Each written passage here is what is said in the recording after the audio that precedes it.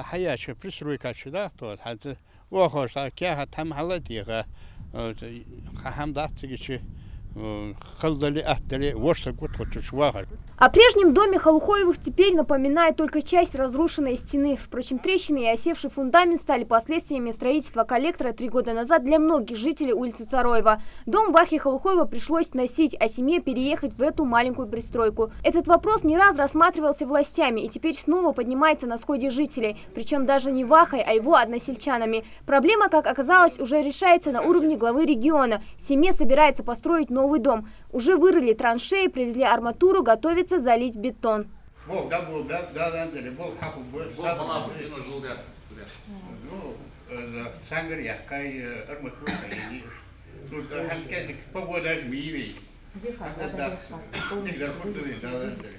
Тем не менее, зампредседателя правительства Хусен Зурабов пообещал, что будет держать этот вопрос на контроле. Что касается других проблем, которые волнуют местных жителей, это разбитые дороги, отсутствующие тротуары рядом со школой и детсадом и, как следствие, грязь и слякоть.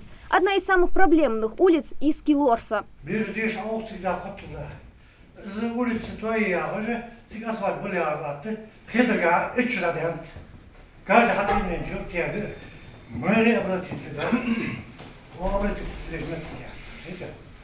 Нету там по сегодняшнему.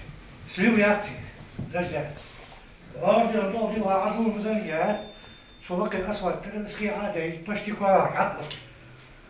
Там сливы нету.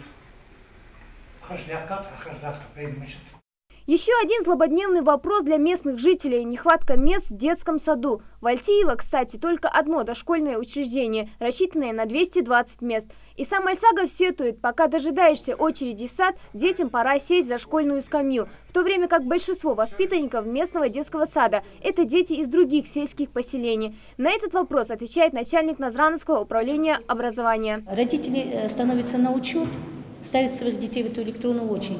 И на тот момент, когда эта очередь подходит, этих детей, и если на тот момент нет свободных мест в детских садах по их месту жительства, то их направляют в те детские сады, те образовательные дошкольные учреждения, где освободилось то или иное место. Поэтому и получается, что ребенок, который проживает на территории Назрани или какого-то другого места, посещает детский сад в Альтиево. Затронули на сходе и вопрос здравоохранения. Заведующая Альтийской амбулатории призывает жителей не игнорировать просьбу медиков и пройти диспансеризацию.